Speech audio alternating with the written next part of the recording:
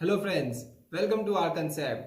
आज की इस वीडियो में हम लोग स्टार्ट करने वाले हैं एंटी नेट का पेपर वन का फास्ट ट्रैक कोर्स, वो भी किसका, रिसर्च एप्टीट्यूड का। दैट इज जो आपका चैप्टर सेकंड है रिसर्च एप्टीट्यूड, उसका हम लोग फास्ट ट्रैक कोर्स स्टार्ट करने वाले हैं। आज हम डिस्कस करने वाले हैं पीटीआर क्या 1 to 10। तो चलिए शुरू करते हैं। सबसे पहला पीटीआर आपके लिए क्या आ रहा है? आपके लिए आ रहा है सबसे पहला पीटीआर रिसर्च। ओके, मीनिंग से स्टार्ट करेंगे हम दोस्तों, मीनिंग से स्टार्ट करेंगे। मीनिंग क्या आ रहा है रिसर्च का? सिंपल है। रिसर्च को पहले आप दो पार्ट में डिवाइड कर लो, री और सर्च के अंदर। री का मतलब होता है अगेन, री का मतलब क्या होता है? अगेन। सर्च का मतलब होता है टू फाइंड आउट। किसी भी चीज़ को ढूंढने के लिए हम क्या बोलते हैं? सर्च करो। जब हम दोनों वर्ड को मिलाते हैं रिसर्च, तो रिसर्च का मतलब होता है भाई बेसिकली आप कोई भी नई चीज़ को ढूंढने के लिए जब आप कोई कार्य करते हो, that is called as research. या कोई भी आप स्टडी करते हो, that is called as research. क्या लिखा है?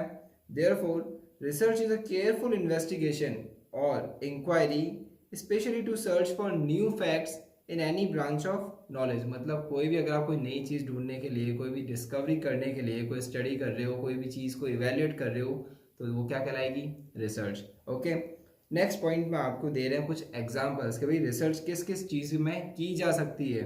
Research can be conducted on issues such as, पहला कोविड-19। अरे सर, जो कोविड की डिजीज हुई थी ना, क्यों हुई थी, कहाँ से हुई, कैसे स्प्रेड हुई, क्या इम्प्लीकेशंस थे, ह्यूमन बॉडी पे क्या क्या चीज़ों पे इम्पैक्ट आया उसकी वजह से, हमारी हेल्थ जो कि इतनी इंपॉर्टेंट है सर, उस पर क्या इम्पैक्ट आया कोविड-19 की वजह से, हमारा इम्यून सिस्टम कितना डैमेज हुआ है। ये सब क्या है? रिसर्च बताएगा आपको कि भाई कोविड-19 के आने की वजह से कितना फर्क आया। नेक्स्ट देखो, artificial intelligence can be conduct. How artificial intelligence can help in productivity. Sir artificial intelligence वही है ना, सीरी और जो एलेक्सा है, हम उनको बोलते हैं कुछ काम कर दो, कर देते हैं? नहीं। अरे बात आगे क्या लिखी है? प्रोडक्टिविटी। वो प्रोडक्टिविटी नहीं थे भाई, चैट जीपीटी। चैट जीपीटी का एग्जांपल याद रखो, अभी बहुत पॉपुलर है। क्या बोल रहा है चैट जीपीटी कि भाई मैं तुम्हारा टास्क करूंगा, मैं तुम्हारे नोट्स बनाऊंगा, मैं तुम्हारे लिए एग्जाम्स फाइट करूंगा, मैं तुम जो भी बोलोगे कोडिंग करना है कोडिंग कर दूंगा। This is what helps in productivity. जबकि एक रिसेंट आर्टिकल आया था कि चैट जीपीटी की वजह से काफ़ी लोग अपनी रोजगार जो है, नौकरी जो है वो छोड़ सकते हैं। बट बेफिक्र हो, चैट जीपीटी आपको पढ़ा नहीं सकता, आपको सिर्फ प्रोडक्टिविटी में हेल्प कर सकता है, इसलिए हमारा जो जॉब है वो सेफ है।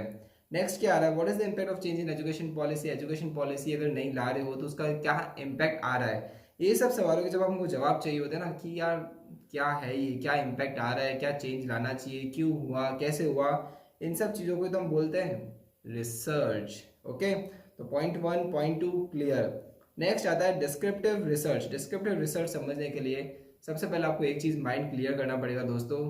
रिसर्च जो एप्टीट्यूड चैप्टर है ना, उसमें 40% जो कंटेंट है वो सिर्फ टाइप्स ऑफ रिसर्च है, मेथड्स ऑफ रिसर्च है। इसके बाद जो 50% कंटेंट आता है वो है प्रोसेस ऑफ रिसर्च। लास्ट 10% जो कंटेंट है वो एक्स वाई जेड इधर उधर के क्वेश्चंस, डेफिनेशंस या कुछ भी आ सकते हैं।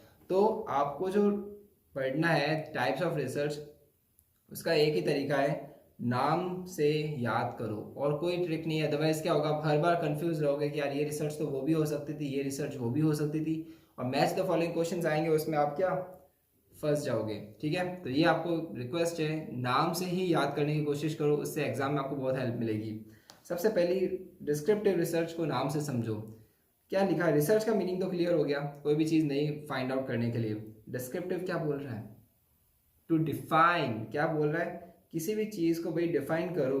मतलब क्या? कि वो चीज़ क्या है ना, इलेबोरेट करो उसको, उसको बोलते हैं डिस्क्रिप्टिव रिसर्च। ठीक है, क्या लिखा है इसके बारे में? It aims to accurately and systematically describe a population, situation or phenomena. It aims to accurately describe a population, situation or phenomena. It can answer what, where, when and how questions, but cannot answer why question. ये बहुत बहुत important है। क्या लिखा हुआ है भाई? Descriptive research जो है ना, 4 तरह के क्वेश्चंस का जवाब देती है आपको। क्या है, कब हुआ, कैसे हुआ, कहाँ हुआ, what, where, when and how, मगर वाई का जवाब नहीं देती। अगर आपके असर्शन और रीजनिंग का क्वेश्चन आता है जिसमें डिस्क्रिप्टिव रिसर्च के बारे में ये लिखा गया हो कि descriptive research answer why category of question in of any situation of phenomena, तो वो असर्शन और रीजनिंग नहीं है, वो गलत हो जाएगा।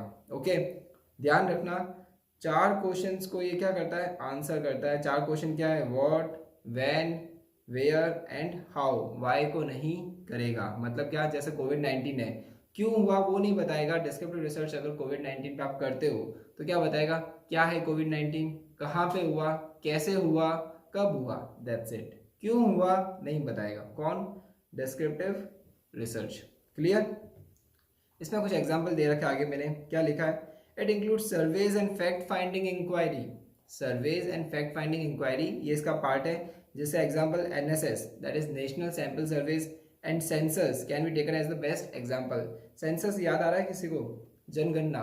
हर 10 साल बाद में जब जनगणना के लिए आपके घर पे आता है, आपके पूछते हैं आपके घर में कमाने वाले कितने हैं, कितने लड़के हैं, कितने लड़की हैं, कितने बच्चे हैं आपके, कितने घर है, कितनी जायदाद है, कितनी प्रॉपर्टी है घर में, कितने एसी है, कितना बड़ा है, क्या बिजनेस है, एक्स वाई जेड। तो अगर आप बोलते हैं भी हमारे 2 बच्चे हैं, तो आपको यही सवाल नहीं पूछेगा क्यों, why, why you only have 2 kids, नहीं पूछ सकता, बिकॉज वाई कैटेगरी के जो क्वेश्चंस होते हैं ना, इसमें होते ही नहीं है। समझ में आई बात? तो इसको याद रखना, वाई नहीं होता है, इंपॉर्टेंट पॉइंट है, क्वेश्चन बन सकता है। नेक्स्ट पॉइंट के लिए चलते हैं, वो है टाइप्स ऑफ डिस्क्रिप्टिव रिसर्च। अब डिस्क्रिप्टिव रिसर्च पढ़ ही रहे हैं तो टाइप्स भी पढ़ लेते हैं, ताकि एक पूरा टॉपिक यहीं पे खत्म हो जाए। टाइप्स में सबसे पहले आता है सर्वे स्टडीज। सर्वे स्टडीज क्या होता है? अरे भाई जानना, पॉपुलेशन क्या जानती है, जनता क्या चाहती है। जैसे हम पॉल नहीं होता, इलेक्शंस के बाद में पॉल करते हैं, लोग पूछते हैं भाई आपने किसको वोट दिया। सिमिलरली सर्वे ये है कि जनता के बारे में जानना, जनता क्या चाहती है, क्या सोचती है रिगार्डिंग अ पर्टिकुलर टॉपिक। क्या लिखा है सर्वे के अंदर?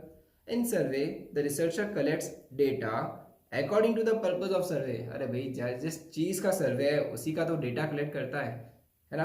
क्या लिखा आगे? Surveys are conducted to ascertain authentic description of existing situation so occurred. अभी जो भी सिचुएशन हुई है उसके बारे में सर्वे करके हम ये जानने की कोशिश करते हैं कि भाई ये सिचुएशन क्या है, समझने की कोशिश करते हैं। फॉर एग्जांपल पेट्रोल की प्राइस 70 से लेके 120 तक, 110 तक चली गई, तो उसका इम्पैक्ट क्या है आम जनता में? आपको पता है न्यूज़ चैनल लोग लेके घूमते रहते हैं, भाई महंगाई से आपको क्या इम्पैक्ट आया, तेल के भाव बढ़ गए, गैस के भाव बढ़ गए, आपको क्या इम्पैक्ट आया। ये सब क्या है? पार्ट ऑफ सर्वे है। मगर जब हम इसको प्रोफेशनल वर्ड में पढ़ रहे हैं तो हम लोग डेटा कलेक्ट करते हैं हमारे पर्पज ऑफ सर्वे, जो भी ऑब्जेक्टिव है सर्वे का, उसके अकॉर्डिंग। ठीक है, ओके। तो सर्वे आपको याद रहेगा, basically it's a collection of data from the public.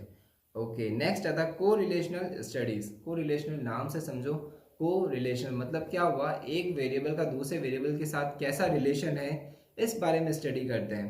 क्या लिखा है? It ascertain relationship and degree of relationship between 2 variables. 2 variables का मतलब कुछ भी हो सकता है। जैसे सपोज करो शादियों के सीजन के अंदर दूध के भाव बढ़ जाते हैं, दूध के भाव बढ़ते हैं तो आगे जो मिठाइयों के भाव है वो बढ़ जाते हैं। या कोई भी ऐसा कोई भी रिलेशन एक और 2 वेरिएबल्स के अंदर आपस में जब हम समझने के लिए जाते हैं, उसको क्या कहते हैं? को रिलेशनल स्टडीज।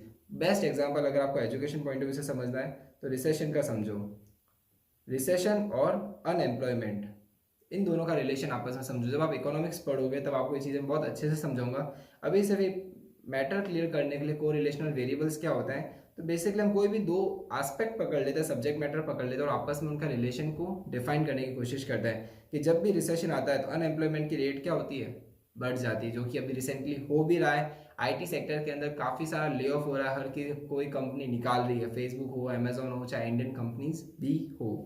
ओके, नेक्स्ट आता है एक्स पोस्ट फैक्टो रिसर्च। नाम से समझो यार, एक्स का मतलब तो छोड़ो, अपनी एक्स गर्लफ्रेंड्स का छोड़ो।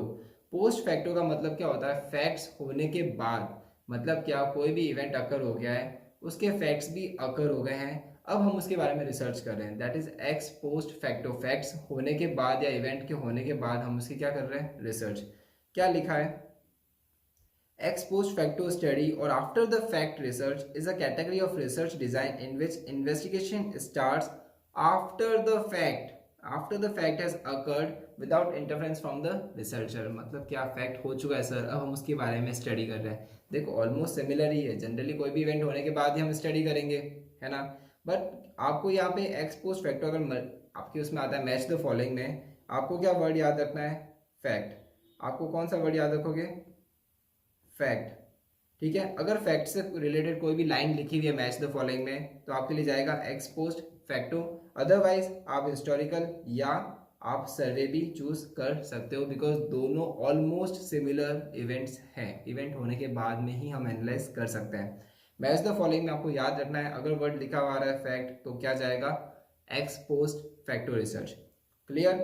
ओके, अब क्या लिखा है नेक्स्ट, ये आ रहा है हिस्टोरिकल रिसर्च। नाम से समझो यार, हिस्ट्री, हिस्ट्री के बारे में रिसर्च करना, नहीं नहीं नहीं नहीं। सिंपल सा मीनिंग है, कोई भी प्राचीन कला है हम उसके बारे में रिसर्च करते हैं भाई ये क्यों हुआ। आपको पता है जब कोविड-19 आया था ना, तो बहुत एक स्टडी सामने आई कि हर 100 साल बाद कोई ना कोई महामारी आती है। 1910 में भी आई थी, 1810 के अंदर भी आई थी, सिमिलरली 2020 के अंदर भी आई है, तो कोई बड़ी बात नहीं, हर 100 साल में आता है। तो इससे चीज़ पता कैसे चली, है ना, ये पता चलती है हिस्टोरिकल रिसर्च से। या ताजमहल के बारे में जब हम स्टडी करने जाते हैं कि कैसे वो इमारत आज तक खड़ी है, इतनी मजबूती से खड़ी है, आज तक उसकी चमक बरकरार है, तो दीज ऑल काइंड ऑफ जो रिसर्च हम करते हैं हिस्ट्री से related are called as historical research. Okay, क्या लिखा है इसके अंदर, historical research is a process of collecting and interpreting data, obviously sir research तो यही है, अबाउट पास्ट इवेंट्स और ideas in order to find out how they affected the present events and ideas. मतलब प्रेजेंट के अंदर past की जो घटना हुई है उसका इम्पैक्ट प्रेजेंट में कैसे आ रहा है उसके बारे में रिसर्च करना। इसका फर्दर एग्जांपल याद रखना हो ना आपको, तो आपको पता होगा जापान के अंदर एटॉमिक बम गिरा था, राइट, किसने गिराया था, अमेरिका ने गिराया था। उसका इम्पैक्ट आज भी वहाँ के लोगों में देखने को मिलता है ना, आज भी वहाँ के लोग बीमार हो रहे हैं, कुछ किसी को स्किन डिजीज हो रही है, किसी को ब्रीथिंग इश्यूज आ रहा है। तो उसका जब हम स्टडी कर रहे हैं कि आज भी जापान के लोगों में ये प्रॉब्लम क्यों आ रही है, तो हम क्यों क्या जानने की कोशिश कर रहे हैं, वाई फैक्टर। तो वाई फैक्टर कहाँ से आएगा, हिस्टोरिकल रिसर्च से। ठीक है, कुछ कुछ आपको नाम से याद करना पड़ेगा, कंफ्यूजिंग हो सकता है, बट आप बेफिक्र रहो, बिकॉज जब एनटीए आपको क्वेश्चन देता है ना, तो एनटीए अगर कॉमन क्वेश्चन है, जैसे कोई क्वेश्चन दिया है जिसका 2 आंसर हो सकते हैं, तो एनटीए आपके आंसर की के अंदर दोनों आंसर्स देता है ना। तो आप उससे बेफिक्र हो कि आप कॉन्फिडेंटली चूज कर सकते हो, ये मत सोचना कि यार इसमें दोनों आंसर दोनों अप्लाई हो रहे हैं, कौन सा करूं। क्वेश्चन तो अटेंड करना ही करना है, छोड़ना बिल्कुल मत, बिकॉज अगर क्वेश्चन छोड़ दिया आपको बोनस मार्क्स नहीं मिलेंगे। ओके, नेक्स्ट आती है रिसर्च हमारे पास एनालिटिकल रिसर्च। नाम से समझो, एनालिटिकल का मतलब सिंपल सा है, क्रिटिकल थिंकिंग। मतलब क्या होता है, एक तो रिसर्च क्या होती है, जो भी डेटा मिला उसी को हमने प्रोसेस किया। एनालिटिकल रिसर्च में it's going beyond the curtain, मतलब क्या, पर्दे के पीछे क्या है वो चीज़ जानने की कोशिश करो, वो चीज़ सोचने की कोशिश करो। That is what critical thinking, word याद रखना, क्रिटिकल थिंकिंग। अब क्या लिखा है वो पढ़ते हैं। Analytical research is a specific type of research that involves critical thinking skills. Critical thinking मतलब thinking deep into something, okay? And the evaluation of facts and information relative to the research being conducted. जो भी research आप कर रहे हो उसके बारे में थोड़ा गहराई से सोचो यार, बस इतनी सी बात है। ठीक है, नेक्स्ट आता है एक्सप्लोरेटरी रिसर्च। नाम से समझो, समझा रहा हूँ नाम से, एक्सप्लोरेटरी क्या है, चीज़ों को एक्सप्लोर करना, है ना। अब आप कोई भी चीज़ कर रहे हो, रिसर्च कर रहे हो, तो उसके पहले ये तो समझना पड़ेगा ना भाई इस रिसर्च की स्ट्रेंथ कितनी है, कितना डेप्थ है, कितना गहराई तक मुझे रिसर्च करना है, क्या क्या इक्विपमेंट्स चाहिए। तो दैट इज ये रिसर्च करने से पहले की रिसर्च है। क्या बोल रहा हूँ मैं, ये रिसर्च करने से पहले की रिसर्च है। जी हाँ, बिल्कुल सही, तुम ना लिखा भाई पढ़ो, सही रहेगा। क्या लिखा है, it is done before the beginning of a research. मतलब रिसर्च करने से पहले ही हम रिसर्च कर लेते हैं कि ये जो रिसर्च हम करने जा रहे हैं इसमें क्या क्या लगेगा, कितना मेरा कॉस्ट आएगा, क्या इक्विपमेंट्स चाहिए, कितने मुझे एक्सपर्टाइज चाहिएगा, ये सब हम पहले ही जान लेते हैं। It is to understand the length of research needed to be conducted. It answers why and how questions of a situation, why and how questions of a situation. इसका एग्जांपल समझना है तो आप समझो माइंड से रिलेटेड, क्या कह रहा हूँ, इसका एग्जांपल समझना, माइंड से रिलेटेड समझो। फॉर एग्जांपल अभी आपको पता होगा जम्मू एंड कश्मीर में क्या मिला है, लिथियम के रिजर्व्स मिला है इंडिया के अंदर। लिथियम जो है वो बेसिकली आपकी बैटरीज में काम आता है, ईवीज के अंदर काम आता है। अब सपोज करो वहाँ पे मिला है, किसी ने हो हल्ला करके बुला लिया गवर्नमेंट को, गवर्नमेंट यहाँ पे लिथियम में आ जाओ आ जाओ, अपने सारे इक्विपमेंट्स लेके आ जाओ। और जब वो वहाँ खोदने के लिए गए तो पता चला कि वहाँ पे लिथियम तो एक बाल्टी जितना भी नहीं है। तो सोचो क्या वो कॉस्ट असरदार रहा, वो रिसर्च काम आई नहीं, है ना। इसलिए कभी भी कोई भी चीज़ होते हैं तो साइंटिस्ट एक अनुमान लगा लेते हैं, यार अगर मैं यहाँ पे रिसर्च करता हूँ, इस पूरे माइंस के लिए कुछ करता हूँ, तो कितना मुझे मिल सकता है। उसके हिसाब से वो कंपनी या कोई भी गवर्नमेंट है वो अपना कॉस्ट एक बजट बनाती है, फिर वो कॉस्ट और इफेक्ट रिलेशनशिप निकालती है, भी इतना फ़ायदा होगा इतना खर्चा होगा, कर लेते हैं रिसर्च, राइट। तो वो सब क्या कहलाता है, एक्सप्लोरेटरी रिसर्च। नाम से समझो, टू एक्सप्लोर। नेक्स्ट आता है सोलोमन फोर ग्रुप डिज़ाइन। ये इंपॉर्टेंट है, ये क्वेश्चन अभी तक आया नहीं है इसके ऊपर, सो दे आर ब्राइट चांसेस। पहले तो ये चीज़ समझो ये है क्या। सिंपल लैंग्वेज में अगर मैं समझाऊँ ना, तो आपने देखा होगा भी एक ट्रेंड चल रहा है बिफोर एंड आफ्टर का, अभी कोई भी जैसे हेल्दी लोग होते हैं तो पहले अपने बिफोर की फोटो डालते हैं, उसको कोलाज करते हैं, फिर आफ्टर की डालते हैं, क्योंकि पहले मैं इतना मोटा था, अब मेरे इतने सिक्स पैक एब्स आकर मैं इतना हो गया हूँ। या बिफोर कॉलेज, आफ्टर कॉलेज, या बिफोर मैरिज, आफ्टर मैरिज की फोटोज डालते हैं। वो क्या कर रहे हैं? वो basically Solomon phone group design को फॉलो कर रहे हैं, है ना? नहीं समझ में आया? एग्जाम्पल याद रखो। अब इसकी लैंग्वेज पढ़ते हैं, जिससे आपको क्या 2 बार चीज समझ में आ जाएगी। क्या कहना चाह रहा हूँ मैं सिर्फ इतनी सी चीज कहना चाह रहा हूँ कि भाई पहले आप जो काम कर रहे हो और काम करने के बाद की जो सिचुएशन है, दोनों को क्या करो, एग्जामाइन। क्या लिखा है, पढ़ते हैं। It is a research design that attempts to take into account the influence of pre testing on subsequent post test results. मतलब क्या, रिजल्ट्स आने के बाद में भी मैं क्या कर रहा हूँ, टेस्टिंग कर रहा हूँ। सब्सिक्वेंट टेस्ट हम कर रहे हैं किस पे, पोस्ट टेस्ट रिजल्ट्स पे, ठीक है। और पढ़ते हैं। It is developed by Richard Solomon in 1949। किसने डेवलप किया, रिचर्ड सोलोमन ने डेवलप किया। तो हम क्या करेंगे यहाँ पे, हम यहाँ पे लिख देंगे रिचर्ड सोलोमन, ठीक है। 49, आज़ादी से जस्ट 2 साल बाद में। आगे बढ़ते हैं। It includes a pre test which is taken before exposure to a treatment. क्या कह रहा हूँ मैं, it is a pre test which is taken before exposure to a treatment. मतलब ट्रीटमेंट देने से पहले जो एक्सपोजर था पेशेंट का, उसका मैंने टेस्ट ले लिया, मतलब उसकी एक फोटो ले ली कि भाई आपकी स्किन देखो इतनी खराब है, दवाई देने से पहले की फोटो, फेयर एंड लवली लगाने से पहले की फोटो। उसके बाद जब आपने फेयर एंड लवली यूज करी है 7-8 दिन या 7-8 हफ्ते, उसके बाद आपकी देखो फोटो कितनी इम्पैक्ट आया। दिस इज वॉट सोलोमन, ठीक है ना, आपको याद रखना रहेगा। आगे देखो क्या लिखा, पूरी लाइन पढ़ लेते हैं। And a post test which is administered after exposure to a treatment. Treatment देने से पहले की फोटो, ट्रीटमेंट देने के बाद की फोटो, उसको क्या बोलते हैं, सोलोमन। क्या बोलते हैं, सोलोमन, ठीक है। Solomon 4 group design. Okay sir, 5 point हो गए। अब बनता है हमारा एक क्विक रिविजन, ठीक है। फटाफट ले लेंगे, आगे का पॉइंट्स लेंदी है, तो फटाफट एक बार देख लेते हैं। रिसर्च का मतलब क्या होता है, re and search. Re means again and search means to find out. Research किसी भी इश्यूज पे आप कर सकते हो। डिस्क्रिप्टिव रिसर्च का सिंपल सा मीनिंग है टू डिफाइन। ये बेसिकली 4 क्वेश्चन आपको जवाब देगा, एक क्वेश्चन का जवाब नहीं देगा। वो कौन सा है, वाई वाला, ठीक है। उसके बाद आता है टाइप्स ऑफ डिस्क्रिप्टिव रिसर्च, जिसके अंदर आ जाता है आपका survey studies, correlational studies, ex post facto, historical research and likewise. उसके बाद हम लोगों ने देखा सोलोमन 4 ग्रुप डिजाइन, बिफोर और आफ्टर बेस्ट एग्जांपल है। बिकॉज क्या, इनमें इतने सारे पॉइंट्स आने वाले हैं ना, हम एक एक को याद नहीं रख पाएंगे, इसलिए हमें कोई ना कोई तो कहानी, कोई ना कोई इमोशन तो जोड़ना ही पड़ेगा। तो आपको याद रखना पड़ेगा बिफोर एंड आफ्टर की जो फोटोज होती है। ओके सर, हो गया है मेरा सोलोमन। अब है लास्ट 5 पॉइंट्स आज की क्लास के। तो पढ़ते हैं। एक्शन रिसर्च, नाम से समझ में आ रहा है सर, एक्शन मतलब क्या होता है, कुछ करना। क्या लिखा है यहाँ पे, लर्निंग बाय डूइंग। किसने दिया है, ये दिया है सर कर्ट लुइन ने 1940s में। तो यहाँ पे क्या करोगे, एक तो एल डी लिख लो, दूसरा क्या लिखोगे, के एल, ठीक है। के एल राहुल की बात नहीं हो रही, कर्ट लुइन की बात हो रही। किसने दिया एक्शन रिसर्च, कर्ट लुइन ने दिया है।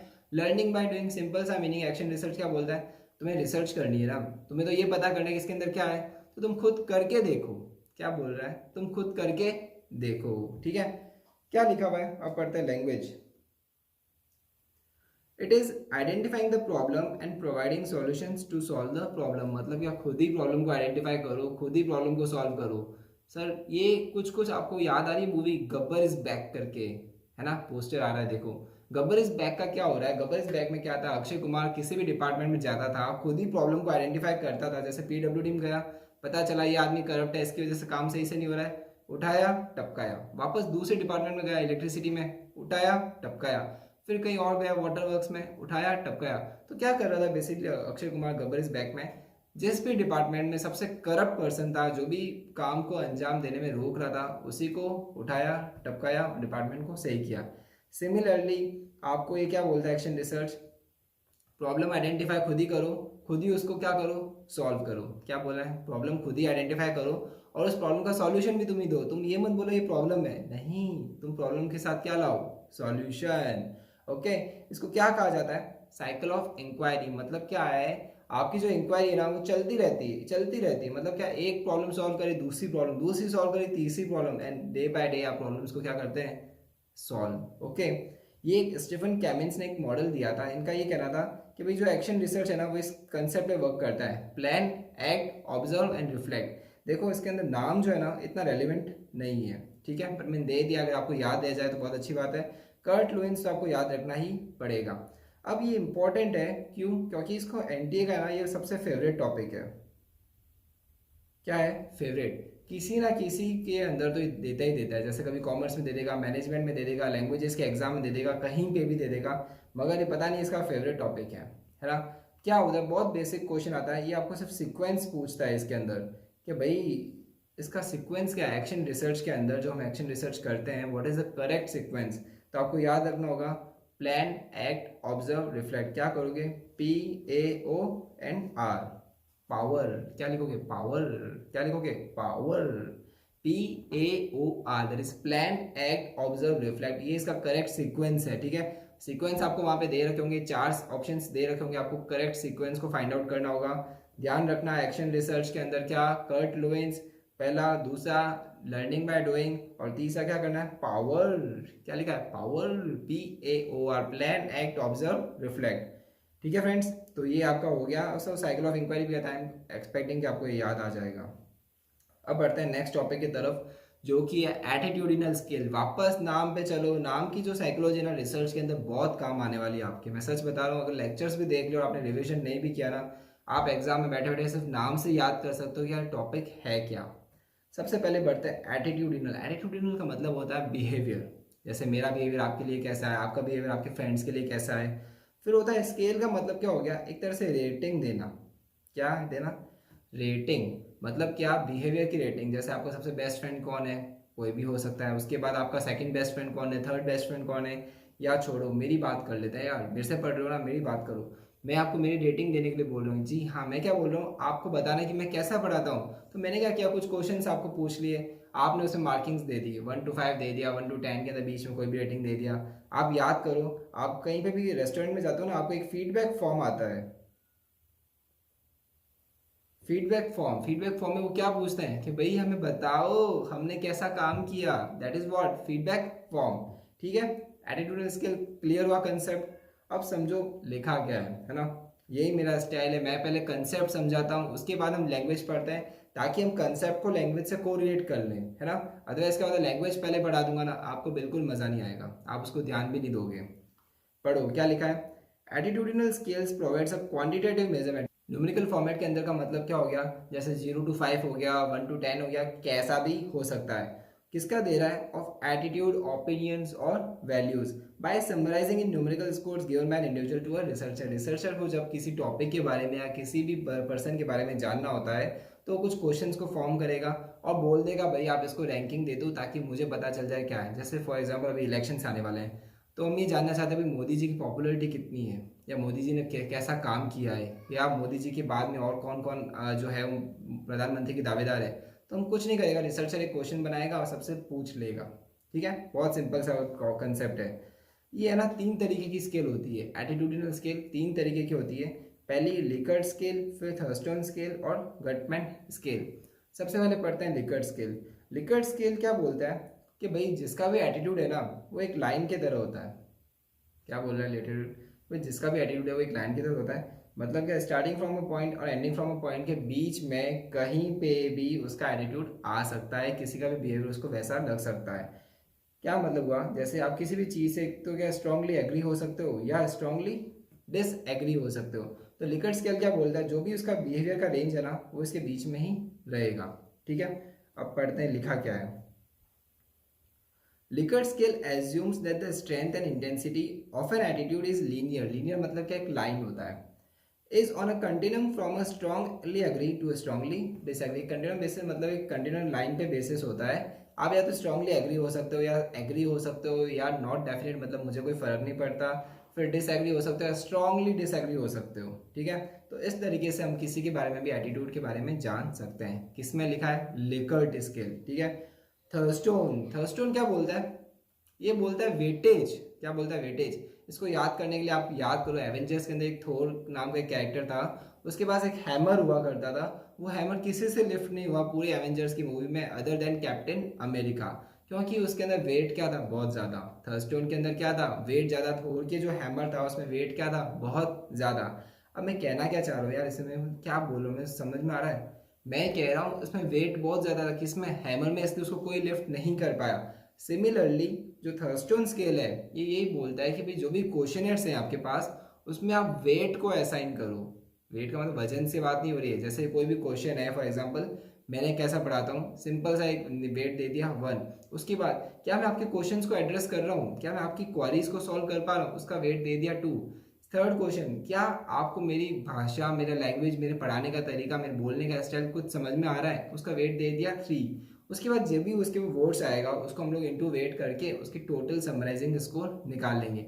इसको कहते हैं वेट। आप जब स्टेट्स पढ़ोगे तब भी आपको वेट का कंसेप्ट और अच्छे से समझ में आ जाएगा। अभी थर्स्टोन्स आपको याद रखना, वेट से रिलेटेड बात कर रहा है। लैंग्वेज पढ़ते हैं। लैंग्वेज में क्या लिखा है, it assign different weightages to different statements and this scores are calculated accordingly. मतलब कि हम वेट असाइन करते हैं और वेट के अकॉर्डिंग स्कोर्स को निकाल लेते हैं। ठीक है, अब आ रहा है गटमैन स्केल। गटमैन स्केल सबसे शानदार है। ये क्या बोलता है, ये बोलता है लिकर्ट स्केल भी बेकार है और थर्स्टोन स्केल भी बेकार है। तुम लिकर्ट स्केल में एक लाइन देते हो, बोलते या तो स्ट्रांगली एग्री हो या स्ट्रांगली डिसएग्री के बीच में एक रेंज दे दी। गटमैन क्या बोलता है, वेट लगाओ। थर्स्टोन क्या कहता है, वेट लगाओ। गटमैन क्या बोलता है, छोड़ो यार, या तो इस पार या उस पार। क्या बोल रहा है गटमैन, ध्यान से सुनो, या तो इस पार या उस पार। मतलब क्या, या तो स्ट्रांगली एग्री करो या स्ट्रांगली डिसएग्री करो, बीच वाला गेम मत खेलो। गटमैन क्या बोलता है, या तो इधर होगा या उधर होगा, ये बीच वाला थोड़ा सा पसंद है, थोड़ा कम पसंद है, अरे यार ऐसे नहीं होता है ना। ये चीज समझा रहा है। तो आपको याद रखना होगा गटमैन का क्या है, स्ट्रांगली एटीट्यूड होता है, या तो इस पार या उस पार। क्या लिखा है language, it is a representative of the extreme attitude of respondent. Respondent मतलब जो भी रिसर्च, जिससे भी क्वेश्चंस ले रहा है ना, या जिससे भी आंसर ले रहा है, उससे कह रहा है दैट इज एक्सट्रीमली पॉजिटिव और negative about the subject in India. तो पसंद आया या नहीं आया, ये मत कहो कि पसंद आया है पर वैसा है वैसा, इफ्स एंड बट नहीं, या तो हाँ या ना। ध्यान रखना, ये इंपॉर्टेंट है। एटीट्यूडिनल स्केल क्वेश्चन बन सकता है। और जो 3 जो दे रखे ना टॉपिक, ये भी इंपॉर्टेंट है।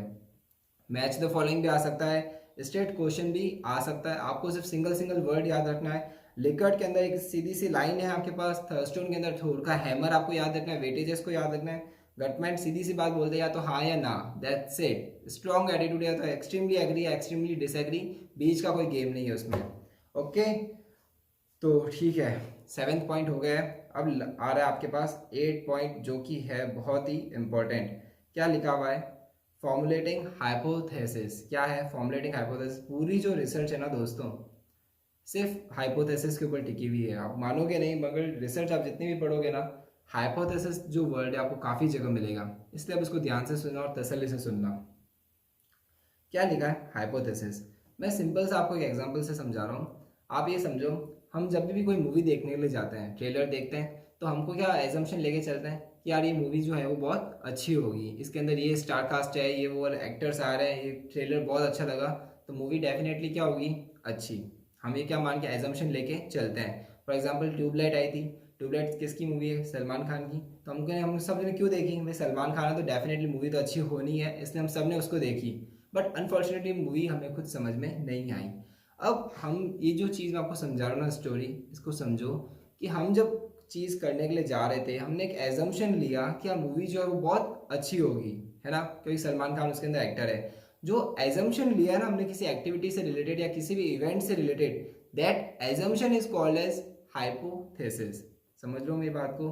रिसर्च के अंदर आप जब भी कोई काम करने के लिए जाते हो, आप कोई इवेंट के लिए जा रहे हो, आप कोई भी क्वेश्चंस के लिए जा रहे हो, आप एक एजम्पशन लेके चलते हो कि भाई ये यहाँ पे होगा या यहाँ पे ये नहीं होगा, कुछ भी एजम्पशन हो सकता है। That assumption is called as hypothesis. ये टॉपिक इंपॉर्टेंट है, 8th और 9th पॉइंट मैं धीरे धीरे पढ़ाऊंगा ताकि आपका कंसेप्ट भी क्लियर हो जाए और जो क्वेश्चंस बन जाए वो भी सॉल्व हो जाए। ठीक है, तो हाइपोथेसिस का मीनिंग क्लियर हो गया कि सर ये एक जनरल एजम्पशन है कोई भी इवेंट से रिलेटेड, जब मैं वो इवेंट करने के लिए जाऊंगा या जाऊंगी। ठीक है, अब पढ़ते हैं हाइपोथेसिस की डेफिनेशन। क्या लिखा है, it is the general assumption of the outcome of the relationship between the variables which the researcher wants to investigate। Researcher जिस चीज़ को इन्वेस्टिगेट करना चाहता है, तो ये प्रॉब्लम एक जनरल एजम्पशन है भी आउटकम क्या आएगा। मूवी या तो अच्छी लगेगी या मूवी अच्छी नहीं लगेगी। तो हम लोग मूवी क्यों देखने जाते हैं कि मूवी बहुत अच्छी है यार, इसका स्टार कास्ट अच्छा है, स्टोरी लाइनअप अच्छा है, बहुत अच्छी होगी। पर जब हम मूवी देख के आते हैं तब कहानी क्या होती है वो आने वाले पॉइंट्स में डिस्कस करते हैं। प्लस अब क्या याद करना है, this assumption is further tested. मतलब आपने जो भी एजम्पशन लिया ना कि मूवी अच्छी है, तो हम उसको मूवी देखते हैं तो हमको क्या लगता है मूवी देखते हैं ड्यूरिंग द इंटरवल, यार मज़ा नहीं आ रहा मूवी में, बहुत स्लो चल रही है, ये क्या हो रहा है, एक्शन सीन नहीं आ रहा है, रोमांटिक सीन नहीं आ रहा है, गाने नहीं आ रहे हैं। और जब मूवी खत्म हो जाती है हम क्या कहते हैं, टाइम वेस्ट हुआ यार, क्या सोच के गए थे मूवी में और क्या हुआ है। सेम चीज़ जब आप कोई हाइपोथेसिस लेते हो, कोई एजम्पशन लेते हो रिसर्च के अंदर, तो हम उसको एग्जामाइन करते हैं, उसकी वैलिडिटी को टेस्ट करते हैं कि क्या हमारा हाइपोथेसिस सही है या गलत। क्या लिखा है, this assumption is further tested by collecting information which helps us to conclude whether और not our assumption is right. ठीक है, हमने जो एजम्पशन लिया वो सही है या गलत है, ये हाइपोथेसिस की हम लोग टेस्टिंग करते हैं, इसलिए हाइपोथेसिस रिसर्च के अंदर बहुत इंपॉर्टेंट होता है। अब तीन तरह के हाइपोथेसिस होते हैं, डिस्क्रिप्टिव, रिलेशनल और एक्सप्लेनेटरी। ये जो तीनों हाइपोथेसिस बहुत सिंपल हैं, तो हम लोग इसमें ज़्यादा टाइम नहीं देंगे। डिस्क्रिप्टिव, जब हम लोगों ने डिस्क्रिप्टिव रिसर्च पढ़ा था, चीज़ों को डिफाइन करना, तो describe the characteristic of a situation. Relational, किसी भी एस्पेक्ट के अंदर रिलेशन को एस्टेब्लिश करना, describe the relation between two variables. इसके बाद explanatory, cause and effect relation, मतलब यार ये हुआ क्यों, what is the cause. For example जैसे महंगाई बढ़ गई, तो महंगाई का कॉज क्या था, अरे भाई पेट्रोल की प्राइसेस बढ़ गई, उसमें रशिया में अटैक कर दिया था सी उस पर, तो हमारे क्या हो गया, पेट्रोल की प्राइसेस बढ़ गई। Likewise that is what cause and effect relationship, जब हमको एजम्पशन लेके चलते हैं ना, ये ऐसा हुआ है तो क्यों हुआ है, लाइकवाइज। ठीक है, तीनों रिसर्च, तीनों हाइपोथेसिस खत्म, डिस्क्रिप्टिव, रिलेशनल और एक्सप्लेनेटरी। मगर अब जो इंपॉर्टेंट टॉपिक है वो है concept of null and alternative hypothesis. इसी के साथ पूरा हाइपोथेसिस का जो टॉपिक है ना वो क्लियर हो जाएगा। हाइपोथेसिस क्या बताया मैंने, एक एजम्पशन लेते हैं, उस एजम्पशन को हम क्या करते हैं, टेस्ट करते हैं कि हमारा एजम्पशन सही है या गलत। ठीक है, अब समझो null hypothesis and alternative hypothesis. क्या हो रहा है, हम जब रिसर्च करने के लिए जाते हैं तो हमें एक एजम्पशन लेना पड़ता है कि ये चीज़ या तो ऐसी होगी या वैसी होगी, बिकॉज उसके बिना तो कुछ हो ही नहीं सकता। हम कभी भी कोई चीज़ करने जाते थोड़ा सा एक आइडिया होता है हमें, हम जैसे हम कोई नई जगह भी जा रहे हैं तो हम कुछ तो एजम्पशन लेके चलते हैं कि वहाँ के लोग ऐसे होंगे, वहाँ के लोग वैसे होंगे। या हम जब कभी हॉस्टल के अंदर जा रहे हैं तो हम क्या एजम्पशन लेके चलते हैं, हॉस्टल का खाना तो बेकार होगा मगर वहाँ की जो कॉलेज लाइफ है या जो हॉस्टल की लाइफ है वो मस्त होगी, रात को बाहर घूमने को मिलेगा एंड ऑल दिस। तो ये क्या एक जनरल एजम्पशन है, हम लोग लेके चलते हैं। उस जनरल एजम्पशन को क्या बोलते हैं, नल हाइपोथेसिस। ठीक है, और अल्टरनेटिव क्या होता है, जस्ट इसका विपरीत, मतलब ऑपोजिट। ठीक है, अब समझो पहले लैंग्वेज पढ़ते हैं फिर धीरे धीरे इसको समझते हैं कंसेप्ट को। ये कंसेप्ट किसने दिया है, आर ए फिशर ने दिया है। कौन सा, नल और अल्टरनेटिव हाइपोथेसिस का जो कंसेप्ट है वो किसने दिया है, आर ए फिशर ने दिया है। क्या लिखा है, the experiments are conducted to test hypothesis by scientific investigation. पूरी जो थ्योरी लिखी है ना इसमें एक वर्ड इंपॉर्टेंट है, साइंटिफिक इन्वेस्टिगेशन। मतलब आपने जो एजम्पशन लिया है उसको हम लोग साइंटिफिक इन्वेस्टिगेशन से टेस्ट करेंगे कि आपका जो एजम्पशन है क्या वो सही है या गलत। ठीक है, राम मंदिर वाला अगर आपको पता हो ना स्टोरी, अगर आप लोगों ने सुनी हो, तो राम मंदिर, मस्जिद के नीचे राम मंदिर था, तो उन लोगों ने क्या किया, उसको पूरा टेस्ट किया, एजम्पशन लेके चले थे भाई नीचे राम मंदिर है, और फिर उस एजम्पशन को राइट प्रूव करने के लिए उन लोगों ने एविडेंस को इकट्ठा किया था कि भाई अगर राम मंदिर होता तो नीचे क्या क्या होता, शिवलिंग मिल गया, उसके बाद दूसरे दो एविडेंसेस मिल गए, तो वो उनका एजम्पशन सही गया, है ना। इस तरीके से कभी भी कोई रिसर्च होती है तो एक एजम्पशन को लेके चला जाता है, तो वो एजम्पशन क्या कहलाता है, नल हाइपोथेसिस। ठीक है, अब समझो नल हाइपोथेसिस को नल क्यों कहते हैं, पानी वाला नल नहीं, नल मतलब क्या होता है, नो डिफरेंस, मतलब हम कोई डिफरेंस ही नहीं मानते, जो चीज़ जैसी दिख रही है ना वैसी ही मान लेते हैं, हम इसमें इफ्स एंड बट नहीं करते। क्या बोल रहा हूँ मैं, हम इसमें इफ्स एंड बट नहीं करते, जो चीज़ जैसी दिख रही है वैसी ही मान लेते हैं। क्या लिखा है, null means no difference between variables such as between population mean and sample mean. Population mean, sample mean मैं आने वाले टॉपिक्स में समझा दूंगा, अभी आपको ये समझना है, there is a no difference, null मतलब नो डिफरेंस। ठीक है, it is a statement about the population mean which is assumed to be true. ठीक है, ये मैंने आपको समझा दिया। अब समझो अल्टरनेटिव, अरे भाई नल हाइपोथेसिस ले लिया मैंने और सपोज मेरा हाइपोथेसिस गलत गया, मेरा एजम्पशन गलत गया, मेरा अनुमान गलत गया, तो अल्टरनेटिव जस्ट इसका ऑपोजिट, जैसा भी अपने नल हाइपोथेसिस बनाया है बस उसका ऑपोजिट। जैसे मैंने कहा कॉलेज लाइफ, जैसे हॉस्टल लाइफ बहुत मस्त होगी, तो इसका बेकार, मतलब क्या हॉस्टल लाइफ बहुत बेकार हुई, है ना। मैंने सोचा हॉस्टल लाइफ में तो रात को घूमने को मिलेगा, इसका जस्ट ऑपोजिट, हॉस्टल लाइफ में 8 बजे आपके क्या हो गए, गेट बंद। तो अल्टरनेटिव हाइपोथेसिस क्या है, just the opposite of null hypothesis. ठीक है, क्या लिखा है, it is a statement opposite of null hypothesis. If null hypothesis is rejected, rejected मतलब अगर साइंटिफिक इन्वेस्टिगेशन में वो चीज सही प्रूव नहीं होती है, then alternative hypothesis is accepted. देखो यार सिंपल सी स्टोरी है, एक सिक्के के दो ही पहलू होंगे, या तो हेड आएगा या टेल आएगा, है ना। कभी भी मैच में टॉस होता है या तो हेड आएगा या टेल आएगा। अब अगर उसने हेड बोला और हेड नहीं आया तो ऑब्वियसली बात है कॉइन में क्या होगा, टेल। सिंपल, ठीक है। तो ये हो गया आपका हाइपोथेसिस का टॉपिक क्लियर। हम लोगों ने फॉर्मुलेशन ऑफ हाइपोथेसिस भी पढ़ लिया और concept of null and alternative hypothesis भी पढ़ लिया। इंपॉर्टेंट टॉपिक है, आप इसको स्किप मत करना। अब पढ़ते हैं रिसर्च एथिक्स, ठीक है। सिंपल सा टॉपिक है। एथिक्स का मतलब होता है मौलिक सिद्धांत। रिसर्च के अंदर आप जब रिसर्च कर रहे हो तो आपको सिद्धांत को फॉलो करना पड़ेगा, उसे हम बोलते हैं रिसर्च एथिक्स।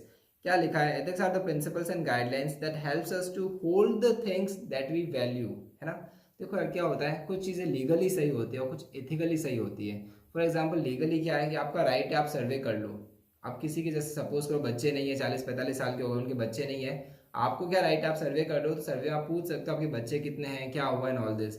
अब आप किसी ऐसे पेरेंट्स के पास गए हो जिसके बच्चे नहीं है और आप उसको बार बार पिंच कर रहे हो, बच्चे नहीं है, क्यों नहीं है, कैसे नहीं है, क्या हो गया, बच्चे क्यों नहीं हुए आपकी, आप दोनों ने शादी बाद में लेट करी क्या एंड ऑल दिस। तो ये सब क्वेश्चन से क्या हो रहा है, उसको सेंटिमेंटल इफेक्ट हो रहा है, तो वो एथिकली गलत है। Legally you are right but ethically you are not. तो एथिक्स क्या है, बेसिकली एक फंडामेंटल प्रिंसिपल्स हैं और हमें जो मौलिक सिद्धांत हैं उन्हें हमें क्या करना चाहिए, वैल्यू करना चाहिए। तो ये हुआ एथिक्स। क्या लिखा है, research involves the application of fundamental ethical principles to research activities which include the design and implementation of research. ठीक है, कुछ खास नहीं है, सिर्फ डेफिनेशन आपको पता होना चाहिए कि ये कंसेप्ट भी है। इंपॉर्टेंट क्या है, 3 तरीके की अप्रोच होती है रिसर्च के अंदर। जब एथिक्स की बात हुई थी तो लोगों ने कहा यार भाई एथिक्स तो ठीक है होने चाहिए, but how do we conclude कि भाई अप्रोच क्या होनी चाहिए। एथिकल हम भी होना चाहते हैं बट हुए कैसे। सबसे पहले आया था डेंटोलॉजिकल अप्रोच। ये डेंटोलॉजिकल अप्रोच में क्या हो रहा था, बेसिकली ये कह रहा है कि यूनिवर्सल कोड बना दो। क्या बोल रहा है सुनो, डेंटोलॉजिकल के अंदर एक ही वर्ड इंपॉर्टेंट है, क्या, यूनिवर्सल कोड। ये क्या बोल रहा है कि यूनिवर्सल कोड बना दो और हर कोई उसको फॉलो करेगा। सिंपल, क्या बोल रहा है, पूरे यूनिवर्स में एक कोड बना दो, उस कोड ऑफ कंडक्ट को हर कोई ही फॉलो करेगा। जैसे हॉस्पिटल्स में आप जाते हो ना, जैसे डॉक्टर बनता है तो डॉक्टर क्या ओथ लेता है ना। आपने देखा होगा कई भी मूवीज के अंदर कि डॉक्टर ओथ लेता है कि मैं मेरे सभी पेशेंट्स का इलाज करूंगा, एक निष्पक्षता से इलाज करूंगा। जजेस ओथ लेते हैं, मिनिस्टर्स ओथ लेते हैं, तो वो सब क्या कहलाता है, यूनिवर्सल कोड। ठीक है, अब आता है ethical scepticism approach. Ethical scepticism approach, नाम बहुत बड़ा है, वर्ड बहुत बड़ा, मगर उसके काम बहुत अच्छा है। क्या है, ये क्या बोलता है कि सर यूनिवर्सली फॉलो नहीं हो सकता एक कोड सभी के ऊपर, बिकॉज हम लोग बहुत डाइवर्सिफाइड है, हम लोग कल्चरली डाइवर्सिफाइड है, हम लोग सोच से डाइवर्सिफाइड है। हो सकता है कोई फैमिली बहुत मॉडर्न है जो इन क्वेश्चंस को बहुत एडेप्टिवली ले, और हो सकता है कोई फैमिली बहुत कंजर्वेटिव है जो इन क्वेश्चंस को सही से नहीं ले और उनके सेंटिमेंट्स इफेक्ट हो सकें।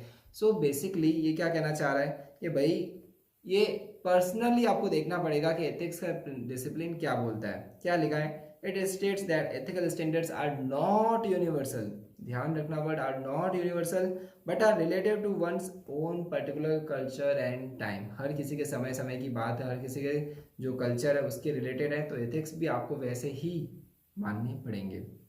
नेक्स्ट आ रहा है यूटिलिटेरियन अप्रोच। सिंपल सा है, कोई भी आप रिसर्च करो तो कॉस्ट एंड बेनिफिट एनालिसिस आपको करना पड़ेगा उस रिसर्च से। लास्ट टॉपिक आ रहा है शोध गंगा एंड शोध गंगोत्री, बहुत इंपॉर्टेंट टॉपिक है। शोध गंगा बेसिकली एक इलेक्ट्रॉनिक डिपॉजिटरी है, डिजिटल डिपॉजिटरी है, जिसमें आपकी जो पीएचडी जो आप कर रहे हो या पीएचडी जो आप कर चुके हो, तो जो आप जो थेसिस बनाते हो, आपको पता होगा पीएचडी के अंदर आपको क्या बनाना है, थेसिस। ठीक है, आप कोई भी टॉपिक के रिलेटेड या कोई भी सब्जेक्ट से रिलेटेड आप क्या कोई स्टडी करते हो, कोई रिसर्च करते हो और इसके ऊपर रिसर्च पेपर्स बनाते हो, उसको बोलते हैं थेसिस। तो वो जो थेसिस है उसको सीडी के अंदर आपको वहाँ पे एक डिपॉजिट करना है, कहाँ पे, नेशनल डिपॉजिटरी रिसिप्ट के अंदर। उस चीज़ को हम क्या बोलते हैं, शोध गंगा। जबकि शोध गंगोत्री क्या बोलती है, ये एक रिकॉर्ड रखती है किस चीज़ का, जो भी ऑन गोइंग पीएचडी कर रहे हैं ना इंडियन यूनिवर्सिटीज एंड इंस्टीट्यूशंस के अंदर, उनका एक ऑनगोइंग रिकॉर्ड रखती है। सिंपल सा है मगर ये बहुत इंपॉर्टेंट टॉपिक है और वन ऑफ द फेवरेट है। आपको सिर्फ इतना याद रखना है, शोध गंगा के अंदर जो पीएचडी हो चुकी है उसकी जो थेसिस हैं सीडी फॉर्मेट के अंदर और उसके जो चैप्टर्स है पीडीएफ फॉर्मेट के अंदर आपको अपलोड करने रहेंगे। उस कंसेप्ट को बोलते हैं शोध गंगा। ठीक है, शोध गंगोत्री ऑन गोइंग पीएचडी, क्या लिखा हुआ है, ऑन गोइंग पीएचडी जो चल रही है ना इंडियन यूनिवर्सिटीज़ के अंदर, उसका रिकॉर्ड रखती है। ठीक है, वापस देख लेते हैं। शोध Ganga is digital repository of Indian electronic thesis. Candidates will have to store the thesis in a compact CD and upload each chapter in a separate PDF using the naming convention as prescribed by the शोध गंगा। ठीक है, इनफिलिप net ने शोध गंगोत्री को introduce किया है। क्या किया इनफिलिप नेट ने? शोध गंगोत्री को इंट्रोड्यूस किया है। ओके फ्रेंड्स, तो इसी के साथ आपके क्या हो गए, 10 पॉइंट हो गए। जैसा कि हमारा ट्रेडिशन रहा है, हम लोग क्या करते हैं, माइंड मैपिंग। तो इस बार माइंड मैपिंग मैं आपके ऊपर छोड़ता हूँ। ये माइंड मैपिंग मैंने डिज़ाइन बना रखा है, आपको भी इसी तरीके से डिज़ाइन बनाना है और करना है। एक बार के लिए मैं आपको हिंट कर देता हूँ कि कैसे करना है, जो वीडियोस फर्स्ट टाइम देख रहे हैं। जैसे रिसर्च है, रिसर्च का मतलब क्या हो गया, री and search. Solomon four group design, क्या था Solomon four group design, before and after. Action research, नाम से पता चल रहा है क्या लिखा हुआ है, learning by doing plus Kurt Lewis ने आपको ये दिया है मॉडल। इसके बाद इसके अंदर हम लोगों ने इंपॉर्टेंट चीज मैंने बताई थी, प्लान पावर। क्या बताया था मैंने, power, PAOR, plan act observe and reflect. इसी तरीके से आपको ये सारे के सारे जो लिख रखे हैं ना, उनको करना है। बहुत मजा आएगा। जैसे Guttman scale, Thurstone scale, Likert scale, आपको देखते ही याद आ जाएगा। थर्स्टोन सर ने कहा था वेटेज, थोर, हैमर। ठीक है, गटमैन स्केल क्या बोलता था, अरे या तो इधर जाओ या उधर जाओ, लेफ्ट या राइट, मतलब क्या एक्सट्रीम एटीट्यूड, या तो स्ट्रांगली एग्री करो या स्ट्रांगली डिसएग्री करो। लिकर्ट स्केल क्या बोलते हैं, एक लाइन बना दो, पांचों वेरिएंट से हो सकते हैं। सो बहुत इंपॉर्टेंट है, बहुत इंटरेस्टिंग है, आपको ये करना रहेगा। वीडियो का लेंथ लंबा हो गया, इसलिए हम लोग माइंड मैपिंग अभी डिस्कस नहीं कर रहे हैं, बट आप इसको करो। इसका एक स्क्रीनशॉट ले लो आप और इसको फिनिश कर लेना। ओके फ्रेंड्स, तो मैं स्क्रीन आपको इसी पे छोड़ता हूँ, माइंड मैपिंग पे। आप उसको माइंड मैपिंग को अच्छे से, जो भी टॉपिक्स हम लोगों ने पढ़े हैं, इसको लिख लो और इसका एक स्क्रीनशॉट आपने जहाँ पे भी आप पढ़ते हो ना, वहाँ पे इसको लगा दो। ये आपके बहुत काम आने वाला है एग्जाम्स के अंदर। मिलते हैं आपसे नेक्स्ट बिग टाइम के अंदर। Till then take care.